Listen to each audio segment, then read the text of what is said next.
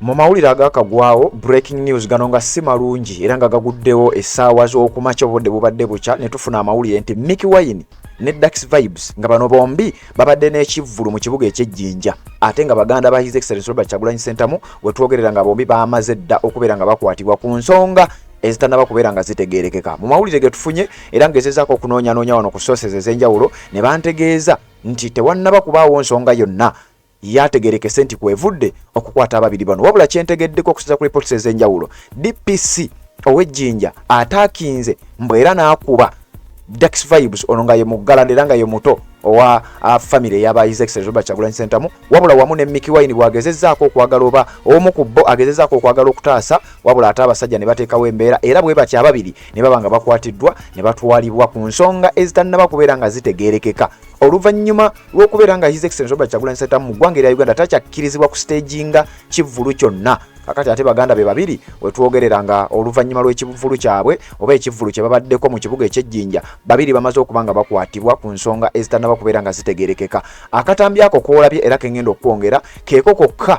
akakyalabiseewo ku mbeera nga bwe yatambudde kigambibwa nti wetwogerera bali ku poliisi y'Ejjinja simanyi wenkoledde akatambi kano oba waliwo ekituukiddwako oba waliwo embeera yonna etambudde naye nga ge mawulire genfunye wetwogerera nga poliisi tennaba kubeera nga evaayo ne details zonna tennaba kubeera nga ekola statement yonna wabula nga ate kyamaze dde okubeera nga kikakasibwa nti baganda ba His Excellency Robert Kyagulanyi Ssentamu bakwatiddwa era okusinziira ku bo bategeezezza nti balumbiddwa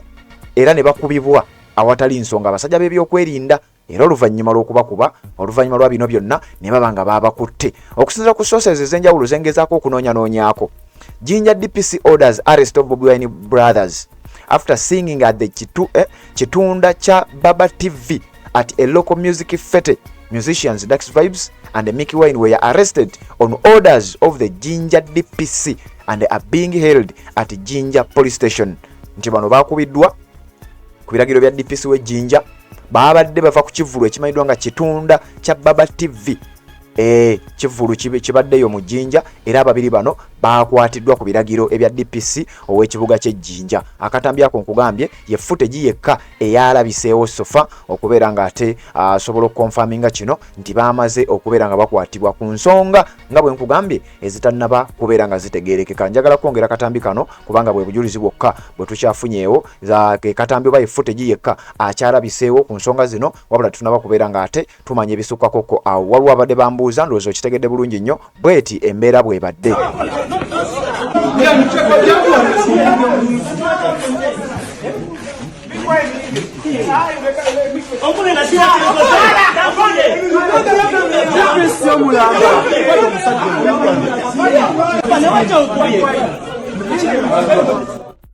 Z'obufumbo olina omwami naye ng'akutawaanya olina omukyala ng'akutawaanya bajja ne bakwagalako ne bagenda gwe alina ebizibu mu byenfuna nga sente zikuyita mu ngalo wooteeka sente zifa bufi b'owola tebazza gwe aloota ng'ogwa mu nnyanja gwe alumizibwa omutwe nga guganja okuwona naawe aloota ng'ebintu bikozesa ensonga z'obufumbo nina ekifo ku mugga awali amayinja wennyambulirako ebisiraani ekikwa ekifiiriza omudibo obutaganja obutaweebwa nzijanjaba abantu ab'enzikiriza zonna nsiŋŋaanibwa njeru ku lw'Ejjinja gwanjagala kuba ku nnamba yange eyo naawe ali ewala ennyo yita ku WhatsApp.